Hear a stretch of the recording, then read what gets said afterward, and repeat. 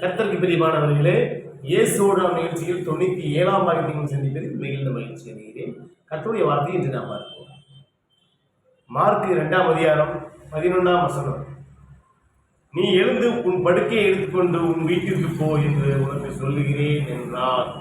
கர்த்தர் இன்னைக்கு உங்களை பார்த்து சொல்றாரு, நீங்க பலகீனமா இருக்கலாம், நோயோடு இருக்கலாம், நீங்க இயேசுப்பா உங்களை பார்த்தா சொல்றாரு, நீ எழுந்து உன் படுக்கையை எடுத்துக்கொண்டு உன் வீட்டிற்கு போ என்று உனக்கு சொல்லுகிறேன் என்றார். இது பார்த்தீங்கன்னா ஏசப்பா மார்க் 2ஆம் அதிகாரத்தில் 1ஆம் வசனத்தில் பார்த்தோம்னா, அதாவது சில நாட்களுக்கு பின்பு மறுபடியும் கப்பர்நகூமுக்கு போனார், அவர் வீட்டில் இருக்கிறார் என்று ஜனங்கள் கேள்விப்பட்டு. அப்போ ஏசப்பா என்ன செய்யறாரு, மறுபடியும் அப்படின்னா ஏற்கனவே கப்பர்நகூமுக்கு ஆல்ரெடி ஏசப்பா வந்திருக்கிறாரு, மறுபடியும் வந்திருக்கிறார். பார்த்தீங்களா, சில நாட்களுக்கு பின்பு அவர் மறுபடியும் கப்பர்நகூமுக்கு போனார், அவர் வீட்டில் இருக்கிறார், ஏசப்பா வீட்டில் இருக்கிறாரு அப்படின்னு தெரிஞ்சு கேள்விப்பட்டு உடனே வாசலுக்கு முன்னும் நிற்கக்கூடாதபடிக்கு அநேகர் இருந்தார்கள், அவர்கள் வசனத்தை போதித்தார். அப்போ ஏசப்பா அந்த இடத்துல இருக்காருன்னு தெரிஞ்ச உடனே ஏற்பட்ட ஜனங்கள் அங்கே போகிறாங்க, ஏசப்பா பார்க்க போகிறாங்க. ஏசப்பா அடுத்து என்ன செய்கிறாரு, ஜனங்களை பார்த்தோன்னா போதனை பண்ண ஆரம்பிக்கிறார். பார்த்தீங்களா, அடுத்து பாருங்க, அநேகர் கூடி வந்தார்கள், அவர்களுக்கு வசனத்தை போதித்தார். ஏசப்பா இங்கே இல்லை, எல்லா பக்கம் மக்கள் எங்கெங்க கூடுறாங்களோ அந்த இடத்துலாம் ஏசப்பா வசனத்தை போதிச்சிருக்காரு.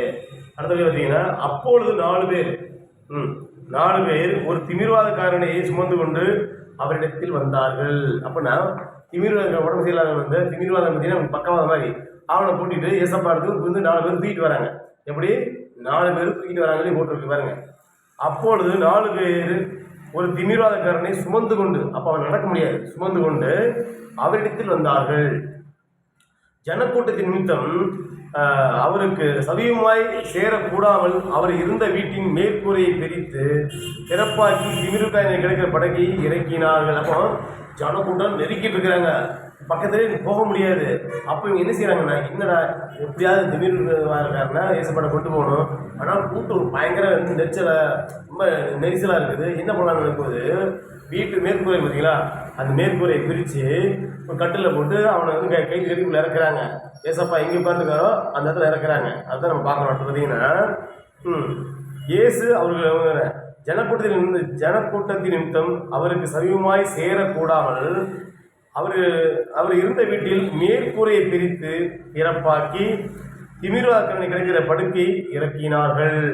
உடனே இயேசு அவர்கள் விசுவாசத்தை கண்டு திமிர்வாதக்காரனை நோக்கி, மகனே, உன் பாவங்கள் உனக்கு மன்னிக்கப்பட்டது என்றார்.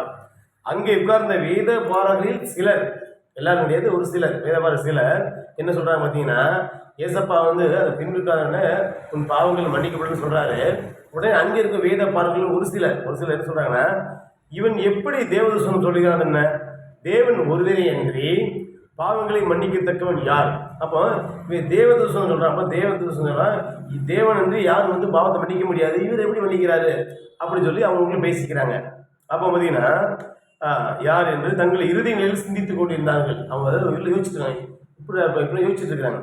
அப்போ யோசிச்சு என்ன பார்த்தீங்கன்னா, ஏசப்பா அவங்க இருதயத்துக்குள்ள என்னென்ன யோசிக்கிறாங்கிறது அவங்க ஞானத்தால் அறியறாரு. ஞானத்தால் அறிஞ்சு அவர் சொல்றாரு பாருங்க, அவர்கள் தங்களுக்குள்ளே இப்படி சிந்திக்கிறார்கள் என்று இயேசு உடனே தம்முடைய ஆவியில் அறிந்து அவர்களை நோக்கி, நீங்கள் உங்கள் இருதயங்களில் இப்படி சிந்தித்தது என்ன? உன் பாவங்கள் உனக்கு மன்னிக்கப்பட்டது என்று சொல்வதே, எழுந்து உன் படுக்கையை எடுத்துக்கொண்டு நடவென்று சொல்வதோ எது எளிது? அதாவது உன் பாவங்கள் உனக்கு மன்னிக்கப்பட்டது, அது சொல்றது ஈஸியா? நீங்க படுக்கையை எடுத்துக்கொண்டு நட அப்படின்னு சொல்றது எளிதா? நீங்களே சொல்லுங்க, எது எளிது சொல்லுங்க பார்க்கலாம். அதாவது உன் பாவங்கள் மன்னிக்கப்பட்டதுன்னா, பாவங்கள் மன்னிக்கப்பட்டிருக்கா மன்னிக்கப்படலையாங்கிறது தெரியாது, கர்த்தருக்கு தான் தெரியும். ஆனால் நம்ம சாதாரண மக்களுக்கு தெரியாது. ஆனால் ஒரு திமிர்வாதக்காரன் எழுந்து நடக்கிறது அப்போ அந்த இடத்துல தெரிஞ்சு போயிடும், உண்மையிலே வல்லம் இருக்கா இல்லையாங்கிறது அந்த இடத்துல தெரிஞ்சு போயிடும். அதனால தான் இதில் எதில் எழுது அப்படிங்கிறாரு, பாவங்கள் மன்னிக்கப்பட்டதுங்கிறது கர்த்தருக்கு தெரியும், ஆனால் மனுஷனுக்கு தெரியாது. ஆனால் திமிர்வாதக்காரன் நீ எழுந்து நடங்கிறது அவன் எழுந்து நடந்தாம்னா அப்போ அந்த வல்லமை தெரியும், மக்கள் ஆச்சரியப்படுவாங்க. அதுதான் ஏசப்பா சொல்றாரு பாருங்க, நடவென்று சொல்வா எது எளிதுங்கிறாரு. பூமியிலே பாவங்களை மன்னிக்க மனுஷகுமாரனுக்கு அதிகாரம் உண்டென்பதை நீங்கள் அறிய வேண்டும் என்று சொல்லி. பார்த்தீங்களா, அப்போ நீங்கள் உண்மையிலே மனுஷகுமாரனுக்கு வந்து பாவங்களை மன்னிக்கிறதுக்கு அதிகாரம் இருக்குன்னு சொல்லி நீங்கள் அறியணும். நீங்கள் அறியணுங்கிறக்காண்டி சொல்கிறாரு பாருங்க, அறிய வேண்டும் சொல்லி திமிர்வாதக்காரனை நோக்கி, நீ எழுந்து உன் படுக்கையை எடுத்துக்கொண்டு உன் வீட்டிற்கு போ என்று உனக்கு சொல்லுகிறேன் என்றார். அடுத்தபடி பார்த்தீங்கன்னா சொல்லி முடிச்சிட்டாரா?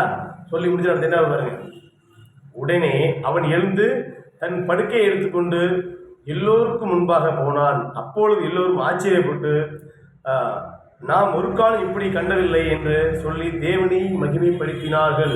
அப்போ இது வரைக்கும் நான் பார்த்ததே இல்லை, இப்படி ஒரு அதிசயம், ஆச்சரியம், அற்புதம் நான் பார்த்ததே சொல்லி மக்கள்லாம் ஆச்சரியப்பட்டாங்க அப்படின்னு நம்ம இதில் பார்க்கணும்.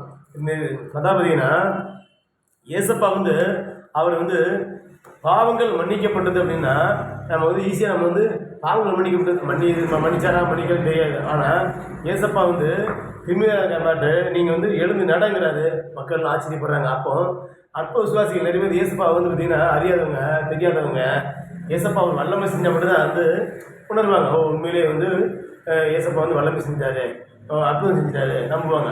அந்த மாதிரி வந்து மக்களுக்கு வந்து ஏசப்பா அதான் தெரிய சொல்கிறாரு. பார்த்தீங்களா பாருங்க, பூமியிலே பாவங்களை மன்னிக்க மனுஷகுமாரனுக்கு அதிகாரம் உண்டு என்பதை நீங்கள் அறிய வேண்டும். அதான் நீங்கள் முதல்ல தெரியணும், ஏசப்பாக முடியும் அப்படின்னு நீங்கள் அறிய வேண்டும் என்று சொல்லி திமிர்வாதக்காரனை நோக்கி, நீ எழுந்து உன் படுக்கையை எடுத்துக்கொண்டு உன் வீட்டிற்கு போ என்று உனக்கு சொல்லுகிறேன் என்ற. அப்போ அந்த ஜனக்கூட்டத்தில் வந்து நான் 5 பேர் 10 பேர் இருந்தாங்களா, ஏகப்பட்ட கூட்டம், அதாவது எண்ணிக்கையே முடியாது. அந்த அளவுக்கு எண்ணிக்கை வந்து கூட்டம் ஓவராக இருந்ததுனால தான் அந்த தேசம் பக்கத்தில் போக முடியாத காரணத்தினால தான் அந்த கூரையை பிரித்து திமிர்வாதக்காரனா 4 பேர் இறக்குனாங்க. வரும்போது திமிர்வாதக்காரன் எப்படி வந்தால் அப்படி 4 பேர் சுமந்து கொண்டு வந்தார்கள் அப்படின்னு பார்க்கணும். போகும்போது எப்படின்னா உன் படுக்கையை எடுத்துக்கொண்டு நட, போகும்போது தனியாக போயிட்டாரு. அப்போ இதெல்லாம் காரணம் என்ன? ஏசப்பா வந்து விடுவிப்பார், சுகம் கொடுப்பாரு அந்த நம்பிக்கையில் அந்த 4 பேர் சுமந்து வந்தாங்க. போகும்போது அவர் தன்னிச்சையாக போகிறார். அப்போ இதை பார்த்துட்டு இருக்க நீங்களும் ஏசப்பா மேலே நீங்கள் முழு விசுவாசம் முழு நம்பிக்கை வைங்க. ஏசப்பா அவங்க முடங்கி கிடந்த வாழ்க்கையை வந்து ஏசப்பா நிமிந்து நடத்த செய்வார். கர்த்தர் இருந்து உங்களுக்கு கூட இருப்பாராங்க. அதுவே பார்த்தீங்கன்னா இந்த வீடியோ பார்த்துட்டு இருக்கீங்க, சப்ஸ்கிரைப் பண்ணுங்கள், ஃபாலோ பண்ணுங்கள், ஷேர் பண்ணுங்கள், கமெண்ட் பண்ணுங்கள். கர்த்தர் உங்களை ஆசீர்வதிப்பாராங்க. ஆமென்.